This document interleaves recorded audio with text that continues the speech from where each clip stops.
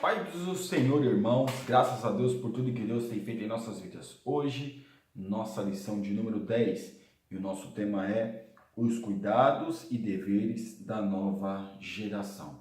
Deus Todo-Poderoso, depois que o povo sofreu tudo aquilo que sofreu, não, que viveu no deserto, as bênçãos de Deus, a forma que eles se rebelaram contra Deus, agora Deus estava falando, olha, aprendam com os erros dos seus antepassados.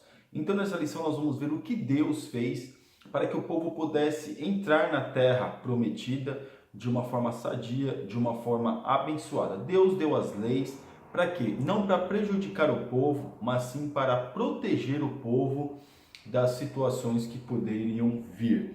O nosso texto do dia, que está em Números 28, 2, diz assim: dá ordens aos filhos de Israel e diz-lhes: da minha oferta e do meu manjar para as minhas ofertas queimadas, do meu cheiro suave tereis cuidado, para mas oferecer a seu tempo determinado. Ou seja, o culto ao Senhor.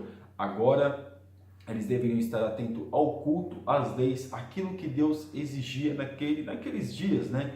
Ao qual se passaram. Claro, Deus sempre exigiu, mas agora nós vemos, irmãos, que Deus queria que eles aprendessem, está vendo? É melhor obedecer a palavra de Deus. Nossa leitura bíblica em classe, que está em Números 26, 1 ao 2, 26, 1 e 2, 50, versículos 52 ao 55, 64 e 65, eu queria ler a última parte aqui, porque o Senhor disse deles que certamente morreriam no deserto, e nenhum deles ficou senão Caleb, filho de Jefoné, e Josué, filho de Nun. Versículo 65, somente esse versículo. Nós aprendemos, irmãos, e vemos que de todo o povo, aproximadamente 3 milhões de pessoas, segundo os estudiosos, que saíram do Egito, só Josué e Caleb que herdaram a terra prometida. Então aqui nós vamos ver tudo aquilo que Deus falou da forma de obediência, da forma que eles deveriam fazer para estar na presença de Deus. É interessante analisar que de todos esses povos, só esses dois entraram, né? Só esses dois entraram porque foram fiéis àquilo que o Deus tinha prometido desde o Egito. Os que entraram na terra prometida, claro, foram aqueles que nasceram no caminho no deserto. A nossa introdução. Os capítulos 26 a 30 do livro de Números seguem o mesmo padrão. Nos capítulos iniciais, o intervalo entre um evento e outro, desta quase 4 décadas, as gerações são diferentes. Então nós vamos ver que as gerações são diferentes. Aquelas que saíram do Egito e aquelas que saíram do Egito e aquelas que entraram na terra prometida. Claro, muitos que nasceram no deserto, com certeza devem ter morrido. Mas nós vemos aqui que as gerações foram diferentes, claro, irmãos, mas deveriam ter a mentalidade também diferente. Qual a mentalidade? De culto, de obedecer aquilo que Deus tinha deixado. O Senhor também falou a respeito da importância da adoração. Então Deus disse, olha, aqui estão os elementos, aqui está a forma de culto que eu quero. Deus dizendo ao povo, já tinha dito ao povo anterior, os pais dessa geração, e agora estava dizendo à geração, olha, porque em Deuteronômio nós vamos ver Moisés repetindo toda a lei. E para quem ele está repetindo toda a lei? Para gerações futuras para entrar na terra prometida. Porque as gerações que tinham passado sabiam da lei, mas não cumpriram. Mas agora a geração futura, no caso, naquele momento, que iria entrar na terra prometida, a geração presente ali, eles deveriam o quê? Ensinar futuramente para os seus filhos. Então aqui nós vemos que eles deveriam ensinar o quê? Ter uma identidade, ter algo que pudesse ser diferente daquele povo anterior. Depois foi até feito o censo, que nós vamos ver agora. A importância das pessoas, um censo providencial. Aconteceu, pois, que depois daquela praga, falou o Senhor a Moisés e a Eleazar, filho de Arão, o sacerdote, dizendo, tomai a soma de toda a congregação dos filhos de Israel, da idade de 20 anos para cima, segundo as casas de seus pais. Todo que em Israel vai para o exército. Ou seja, de 20 anos para cima, deveria tomar a soma. Claro, eles já estavam com o propósito de formar um exército. Mas aqui nós vemos a necessidade de se fazer um censo. Deus mandou fazer este censo para a contagem do povo. Não porque Deus não sabia quanto tinha de gente, mas para que Moisés e os outros soubessem. Então Deus manda que fizesse um censo. Porque, meus irmãos, todo o estado, todo o país se faz censo. Ou seja, agora não era mais um povo errante, não era um povo peregrino no deserto. Agora eles seriam um povo ao qual iriam herdar um país, eles teriam a terra deles, e Deus já tinha dado as suas próprias leis, Deus tinha dado a forma de culto ao Deus Todo-Poderoso. Então quem deu a eles tudo isso foi o próprio Deus. Deus concedeu a eles essa possibilidade. Então eles deveriam o quê? Ter um censo, ser organizados, um povo organizado, um exército poderoso. Toda nação tem um exército e Israel não é diferente. Então nós vemos aqui que quando foi feito esse censo, foi para saber dos homens que a nação poderia contar. Claro, meus irmãos, Deus sabia com quem podia contar, Deus é todo poderoso, mas como era uma nação agora, como estava se tornando um corpo de nação, já tinha um grau já de tudo, já tinha as leis, já tinha a adoração, já tinha a religião. Vamos colocar como a religião, não é bem religião que é apropriado, mas já tinham tudo como nação. Então agora tinha que ter um exército. Para quê? Para guerrear as suas guerras. Deus sabia? Claro que Deus sabia, mas Deus quer que nós temos que fazer a nossa parte. Um povo abençoado. Depois que foi concluído o recenseamento, falou o Senhor a Moisés dizendo: a estes se repartirá a terra em herança segundo o número de nomes, ou seja, entre as tribos, né? Nós vemos que em determinado tempo a quantidade de terra seria repartida entre eles, claro, da forma exata, da forma que deveria ser. Mas aqui também sabemos que as pessoas só vão até onde a visão deles alcança. Assim o Senhor estava internalizando naquela nova geração o sentimento de luta e conquista, mostrando sobretudo que eles eram mais que vencedores, pois havia a garantia em Deus de que tudo fluiria bem, tanto que o Altíssimo instruiu em como dividir a herança da terra prometida. Irmãos, Deus queria colocar um espírito que a gente é o nosso modo de dizer, mas queria colocar um desejo de luta, de conquista naquele povo. Ou seja, porque às vezes a gente, como está dizendo aqui o autor, o comentarista, aonde nossos olhos veem, onde a gente quer alcançar. Então, quanto mais nós alcançamos, mais nós queremos alcançar. Era esta a visão que Deus estava colocando no povo. E eles, infelizmente, não conquistaram toda a terra que deveriam conquistar. Então veja aqui que Deus queria colocar aqui um desejo de um povo abençoado, de um povo que tinha terras, de um povo que conseguiu habitar em suas terras, fazer daquilo e crescer também como povo, crescer como povo de Deus, né? Multiplicar-se naquelas terras. Era esse o desejo de Deus. Deus deu a sabedoria para que eles pudessem dividir as terras a todos, nem ficar com mais, nem ficar com menos, nem pior, nem melhor para ninguém, mas todos iguais. A importância das leis, a lei acerca da divisão da terra. Quando Deus coloca essa lei antes mesmo de habitar na terra prometida, o que Deus estava querendo dizer, meus irmãos? É exatamente isso que nós já vemos no capítulo, no tópico anterior, nessa última parte, acerca de ninguém ficar com mais nem menos. A terra foi conquistada pelo povo, então todos tinham o direito da terra. Então, por isso que tinha que ter essa divisão. Então, todos tinham o direito da terra.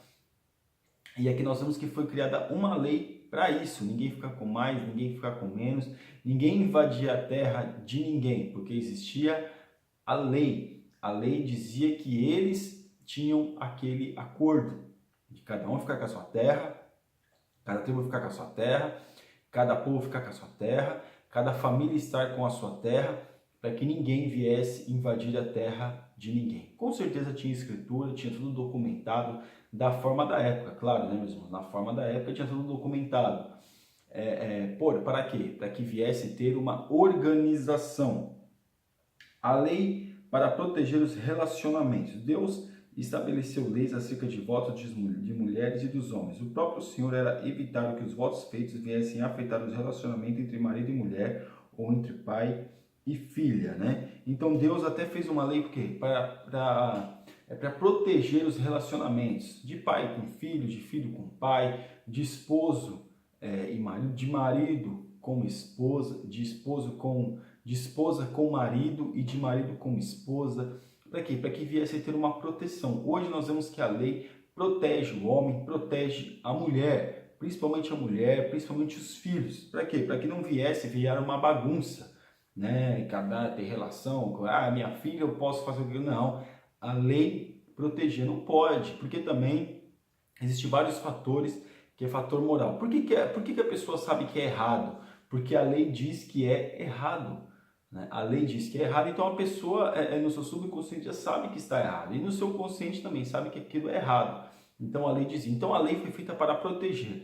Mas e aqueles pais que têm desejo pelas suas filhas? Então por isso que existe a lei. Se fizer isso, é abuso. É abuso contra menores. E a pessoa vai presa. Né? O homem vai preso quando faz isso. Então nós vemos aqui que a lei tinha essa lei para quê? Para proteger. A lei a respeito da divisão da presa. O Senhor também estabeleceu critérios a respeito dos espólios de guerra. Ou seja, quando eles invadissem não, né? Não vamos dizer invadiu, mas conquistaram as terras, existiam espólios, existiam aqueles que deixavam para trás, existiam soldados que eram vencidos e deixavam coisas de valor para trás, até mesmo sem valor, roupas, alguma coisa desse tipo. Então, a lei era clara para que tivesse divisão da presa, para que todos pudessem ter o acesso a esses espólios, para que todos pudessem ser dividido entre todos isso, né? Se todos ganham, se um ganha, todo mundo ganha. Né? Se venceu a guerra, todos vencerão a guerra, mesmo os exércitos e também os civis. Todos vencem, todos ganham. Então era essa a mentalidade que Deus queria do povo.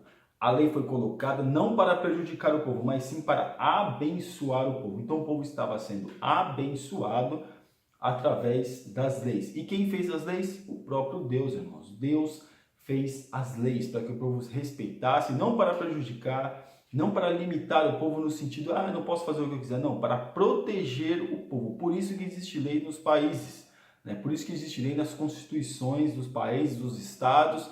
Para quê? Para proteger o cidadão de bem. E aqui, no tópico 3, a importância da adoração, uma vida bem cuidada. A partir do capítulo 21, o livro de Números narra vários conflitos bélicos vencidos pelos hebreus, os quais trouxeram muitas riquezas das cidades despojadas, né? Então, uma vida bem cuidada, não somente no sentido de preparação do exército, né, de preparação com um exército de Deus, mas sim também uma vida cheia de Deus, uma vida cheia do Espírito Santo, como nós temos a forma de dizer hoje, uma vida cheia do Espírito Santo. O fornecimento milagroso de água, de maná ao longo da peregrinação demonstra de maneira inequívoca uma verdade que permeia todas as Escrituras. Ou seja, Deus provê tudo, uma vida bem cuidada. E quem estava cuidando deles, meus irmãos? O próprio Deus. Deus estava cuidando daquele povo. Deus tinha prazer em cuidar, em abençoar, em dar cada vez mais bênçãos para aquele povo. Claro, tem coisas que o povo precisa aprender, nós precisamos aprender para valorizar. Mas eles tinham uma vida bem cuidada por Deus, e também deveriam cuidar a si próprio. O dever de um povo agradecido. O Senhor revela em seu povo não deveria descuidar da adoração. Ou seja, eles deveriam ser agradecidos por Deus, porque não era mérito deles, era mérito de Deus. Deus é o dono de todas as coisas. É um povo que agradece a Deus. Não um povo rebelde, não um povo murmurador, não um povo que qualquer coisa que acontece está reclamando de Deus, onde está Deus, porque é isso, Senhor, mas sim um povo forte, que passa por situações que infelizmente nós somos fracos, meus irmãos, nós colocamos fraquezas em nossos corações. Então aqui nós vemos que nós temos que ser um povo agradecido, dependendo da situação. Infelizmente, às vezes, é difícil nós agradecermos a Deus, é difícil uma palavra de adoração da nossa boca. É difícil nós dizer muito, sou grato, Senhor, no meio da prova terrível, onde nós estamos sendo bombardeados de todos os lados, mas tem que ser assim. Deus é o Deus das provações, Deus é o Deus que permite as provações para nós crescermos como pessoa, e nós temos que ser agradecidos a Ele quando Ele nos tem confiado essas oportunidades de crescermos a nossa vida diante da sua presença. Então deveria ser um povo agradecido, não um povo murmurador como foi o povo anterior. O povo anterior, que saiu do Egito, era um povo muito murmurador, que deu muito trabalho para Moisés. Eles murmuravam muito, reclamavam muito de tudo. E agora essa nova geração deveria aprender com os erros do passado e fazer diferente agora, no caso, no presente e futuro deles naquela época. um Deus que merece ser adorado. Uma vida deve ser como um culto contínuo de adoração. Esse era e é o propósito de Deus, do Deus de Israel. É um Deus que merece ser adorado. Meus irmãos, nós achamos às vezes que Deus precisa da nossa adoração para ser santo, para ser glorificado. Não, meus irmãos, Deus não precisa da nossa adoração. Nós precisamos adorá-lo, né? Ele merece ser adorado na eternidade, como ele é adorado. Então nós que temos que adorar a Deus, nós que temos que fazer com que o nosso louvor, a nossa adoração chegue até Deus. É um equívoco achar, se eu não adorar, Deus não vai ser. Irmãos, a nossa adoração só serve, ou no caso só serve, né? Claro, Deus vai ficar contente, feliz, o Espírito Santo fica feliz, Jesus fica feliz quando nós adoramos a Ele. Feliz é um sentimento que nós temos, né? Mas a nossa adoração precisa de Deus, nós adoramos a Deus e através da nossa adoração nós sentimos a presença de Deus e é revertido em bênçãos para nós, mediante qualquer circunstância. Então Deus merece ser adorado pela sua bondade, não por aquilo que Ele pode nos dar, não por aquilo que Ele pode nos dar em meio de bênçãos materiais, mas por aquilo que Ele já nos deu, naquilo que Ele é, santo, poderoso, glorioso, Rei eterno. Ele é todo poderoso, irmãos. Quem somos nós? Nada. Então, às vezes a gente adora a Deus, achamos que Deus merece ser adorado pelas bênçãos materiais ou aquilo que nós vemos. Mas nós temos que adorar a Deus verdadeiramente por aquilo que nós não vemos. Deus, Ele é eterno, Ele é existente. Essa tem que ser a nossa adoração. Porque Ele morreu, enviou seu Filho unigênito para morrer na cruz do Calvário. E através disso, nós temos paz com Deus, nós temos a possibilidade de orarmos e Deus ouvir a nossa oração instantaneamente. Não precisamos do sumo sacerdote. O Espírito Santo de Deus é que consola nossos corações. Essa é a finalidade, meus irmãos, que nós temos que adorar a Deus, sermos agradecidos por aquilo que Ele já nos deu. E claro, a nossa conclusão. A partir da morte dos últimos representantes da antiga geração, um novo grupo de israelitas que conquistaria a terra dos cananeus precisava entender alguns princípios acerca da vontade de Deus. Por isso, o Senhor determinou um novo censo, estabeleceu leis e fez um apelo incisivo sobre a necessidade de que Israel adorasse ao Senhor voluntariamente e de todo o coração. A conquista de Canaã exigiria muitos esforços dos israelitas, ou seja, eles deveriam estar preparados tanto psicologicamente, espiritualmente, fisicamente, para quê? Para conquistar. Então exigiria um esforço muito grande daquele povo para conquistar a terra prometida. Amém, meus irmãos? Você que não é assinante do nosso canal, está convidadíssimo a assinar. Que Deus te abençoe em nome de Jesus. Deus abençoe.